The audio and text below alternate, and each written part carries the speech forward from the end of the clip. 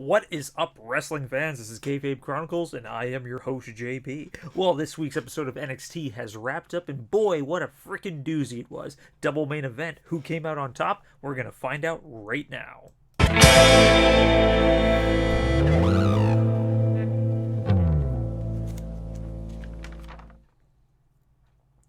Hello, and welcome to the live stream. This is Kayfabe Chronicles, and I am your host, JP. If this is your first time here, please stick around for a little while. Partake in the chat room to the left-hand side of the screen. And if you like what you see, make sure to crush like, hit subscribe, and click that bell notification for whenever we post videos. We usually go live every single Sunday night at 8 p.m. Central Time, except for pay-per-view nights, where we will go on after the event to discuss the event. We go on Wednesdays after NXT to discuss the episode of NXT. We post random videos throughout the week, and if you guys haven't done so already, make sure to check out that Facebook page, check out that Twitter account listed up above. Alright, and let's get that ball rolling. This week's episode of NXT takes off pretty heavy, pretty hardcore, lots of blood. No, I'm just kidding, there wasn't any blood. But anyway, we got a women's division match. That's right, tag team action. We got Candice LeRae teaming up with Io Shirai to take on the Cronies. That's right, Marina Shafir and Jessamine Duke, who are accompanied to the ring by Shayna Baszler. Overall, the match, it was a little bit predictable as soon as you saw what was going on. Io came down, her entire shoulder is kinesio taped up. So right off the bat, I was thinking, okay, great, she's not really going to do a lot in this match. This is going to be mostly Candice show, which is cool by me. I dig Candice LeRae. Candice is I'm a huge fan of hers. And exactly as I predicted, Candice pretty much carries the workforce for a good chunk of the match. She's easily handling the Cronies. Like I said, this is night and day. Like she's just so much better than both of them. Like I said, don't get me wrong, they're getting better, but it's still like, you're putting them up against, like super experienced competitors, and they're just not going to do that well.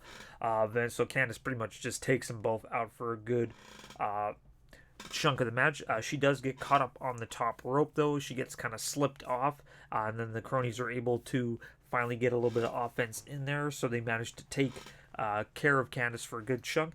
Io does finally get the hot tag going in, and she starts cleaning house. She's hitting every move she has, like the quick strikes, the Tiger Fang Cake, all that great stuff.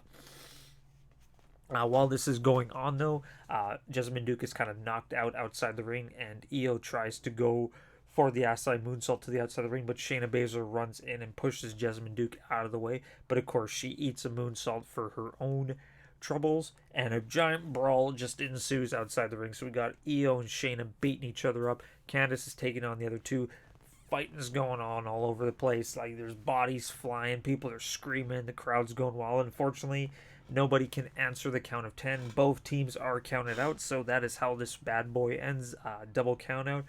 Boo. But it doesn't matter. Like I said, they just keep fighting. They're going into the crowd. They end up backstage. Crowd's chanting, let them fight. But hey, it doesn't matter. But yeah, match ends with a double count out, so we will see where this heads. Perhaps we'll find out later. Okay, so right after that, we have a recap of Tyler Breeze taking on the Velvetine Dream from TakeOver. What said, I enjoyed the match. I know a lot of people didn't. I don't understand why people didn't. I thought it was a great match. But yeah, so just another kind of quick recap. Dream stands tall at the end of it. Right after that, we have a TakeOver UK promo for their upcoming show on August 31st, which is going to be crazy because you got their show, you got AEW show, you got New Japan show. Like, there's a lot of wrestling happening on August 31st. So it's they're not really at the same time though, so I believe you'll be able to watch all three events, but that's just a ton of wrestling. Like, if you can sit through WrestleMania, no problem. August 31st of this year will definitely be your day to check out three events. Okay, right after that, we have a Damien Priest, another promo announcing that he's coming next week, and I'm sitting there just staring. It's like, this guy looks really familiar. Like, because I know in my previous videos, like, ooh, who's this Damien Priest guy? Sounds mysterious. But I actually sat there and, like, watched the promo, and it just dawned on me. It's Punishment Martinez. It is freaking Punishment Martinez, and I feel like such a total derp for not figuring this out earlier. Like, my previous videos, like, who's this Damien Priest guy? He looks amazing. Wow, I want to know more. It's Punishment Martinez, which is great. I think he's a great I think he's a phenomenal performer. He's a big dude. He moves very well. But announced that he's going to be making his debut next week, so I'm really excited for that. I just feel so stupid for not realizing it was punishment for like that long. I'm just like, okay, good on me. All right, very next match we got Kishida taking on Drew Gulak in one of the double main event this week in a submission match. Like I said, if you guys, like I said, I've said before, if you guys are all about high flying and crazy action, then this is not going to be the match for you. Tons of chain wrestling right off the bat, like just them trying to feel one another off, like like kind of judging it, right? Just kind of sizing one another up, trying to get their entire move set on. A lot of just slow paced submission based holds. Um, so Drew Gulak kind of got himself into like a neck bar earlier, but he was able to reverse that to a crab. Pretty much a lot of this match was essentially like one guy gets the submission and they would just counter each other. There was this period where they were on each other, just kind of rolling all over the ring, which is really, really neat. Kushida does manage to get a cross armbar finally locked onto Gulak, but Gulak manages to get to the ropes. And later on, the same thing would happen. Gulak would get Kishida into a movement. He would be able to get onto the ropes. After that, it was just essentially just a giant pissing contest. Like I said earlier, like one guy would do a move, next guy would do a move. And they were just constantly trying to one up one another. There was a lot of roll pins, like a lot of jackknife pins going, which of course don't really matter. But it was just them essentially rolling onto one another to try to one up one another. They fought outside on the apron for a little tiny bit before they both made their way into the ring. But as soon as they made it back in the ring, just something like fire lit under Kushida's butt. He just became a huge just powerhouse. He ran to the ropes, did a springboard flip, managed to catch Drew Gulak into the hoverboard lock, and Gulak had no chance but to tap there. Great match. I've thoroughly enjoyed it. Like I said, it was a very slow-paced, methodical match, so if you guys really like that style, it's all for you. But like I said, if you guys are all into like high-flying and stuff, then yeah, you really wouldn't dig this match. But as an actual like wrestling match, I thought it was phenomenal. These two guys did very well. Kushida tries to shake Drew Gulak's hand right after. Gulak slaps his hand away. He points him and just kind of mutters some stuff. And then he grabs Kushida's hand and shakes it. So at the end, they did have a good form of sportsmanship. I don't see this feud ending here. I think they're going to probably have another one at the next TakeOver event, which I think will be really cool. But yeah, I dug the match. I thought it was a lot of fun. Right after that, we got another ladies promo backstage. That's right, we got Vanessa Bourne and Aaliyah cutting a promo into how much they don't like Mia Yim, because you guys know Mia Yim has kind of been the talk of the women's division as of late. She's been getting a lot of wins, and she's slowly inching her way into the women's title picture. So I guarantee next couple weeks is going to be Mia Yim taking on Vanessa Bourne, taking on Aaliyah, then eventually probably making her way up into the women's championship for sure. But speaking of the women's championship, like I said earlier, they were going to announce it, but they announced that in 2 weeks' time it's going to be Io Shirai taking on Shayna Baszler in a steel cage match on NXT television for the women's championship. Cool. Maybe we'll get that Candice LeRae heel turn. I'd be all for that. Alright, immediately right after that, we have a recap of the Super Showdown. But NXT superstar Mansoor, you guys have been watching NXT the past couple weeks. He's been doing a lot. He's really grown as a competitor. But like if you guys don't know, he was born in Saudi Arabia, so he essentially was kind of making his return.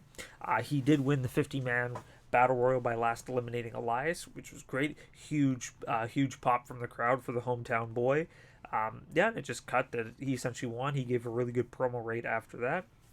And yeah, go NXT, go Mansoor winning the Battle Royal. What does he win for it? Cred, street cred, in my opinion. That's still pretty cool. All right, right after that, we had a quick recap of Adam Cole, Johnny Gargano match from NXT TakeOver 25. We all know that Adam Cole won that.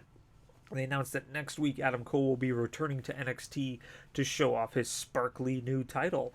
Alright, and now on to the main event of this week, the second part of the main event. Undisputed Era taking on Oni Lorcan and Danny Burch. Of course, it's different Undisputed Era this week because Bobby Fish injured himself during the ladder match, so it's Roddy and Kyle O'Reilly taking on Burch and Lorcan. Right off the bat, like Burch and Lorcan, they just want to fight. Like, that's all they do. They just like to just punch heads and just kick butt.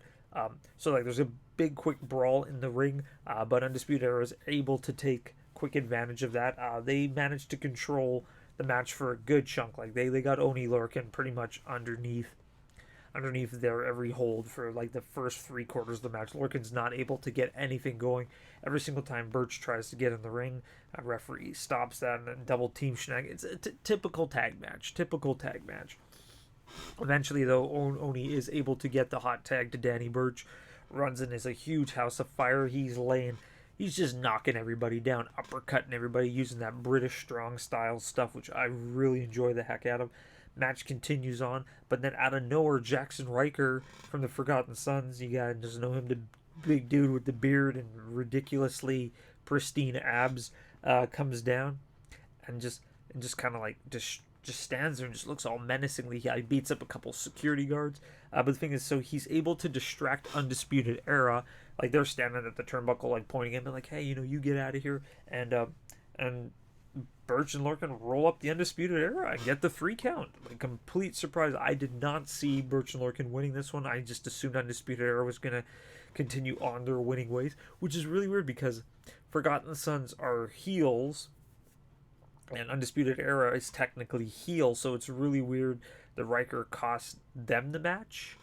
I don't know. I think that's cool. I'm really interested to see where this is going. I would like to see like a Forgotten Sons Undisputed Era feud. It would definitely put the Forgotten Sons on the map because I still don't get them. Like there's many things I don't get in NXT. No, wait, sorry. Let me reword that. There's many things I do get in NXT, but the Forgotten Sons and Kona Reeves are like the 2 things where I'm just like, okay. But yeah, Birch and Lorcan get the 3 count, get a nice clean 3 count. Technically, it's not clean because they were distracted. There was no, but whatever. Yeah, great match. Nice way to end the night. Wasn't my favorite match. I enjoyed the submission match probably the most this week, but I really dig that kind of stuff. But overall, great episode of NXT. Looking forward to seeing what's coming up in the next week. Like, where's this Jackson Riker Undisputed Era feud coming from now? Like I want to see where this is going. I want more. And in 2 weeks' time, I want to see that steel cage match. Damn you, NXT, keeping me intrigued every single week. What did you guys think about this episode of NXT? Let me know in that comment section below. As always, if you guys like what you saw, make sure to crush like, hit subscribe, and click that bell notification for whenever we post videos. As always, we go live Sunday nights, 8 p.m. Central Time, except for pay-per-view nights, where we will go on after the event to discuss the event.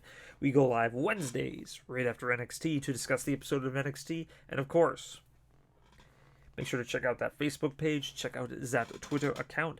Please spread the living hell out of this channel. Let's get some new faces into here. You guys are the reason why I do this. Hey, do you guys want to do a collab video? Let me know in the comment section below. Send me a DM on Twitter. We'll get something going on. I like to talk to y'all people. It's fun. Alright, as always, you guys have yourselves a wonderful night. This is JP from Kayfabe Chronicles. Until next time, keep fit and have fun. That's from Body Break. I don't even know why I brought that up right now. Hey, what a night. Peace.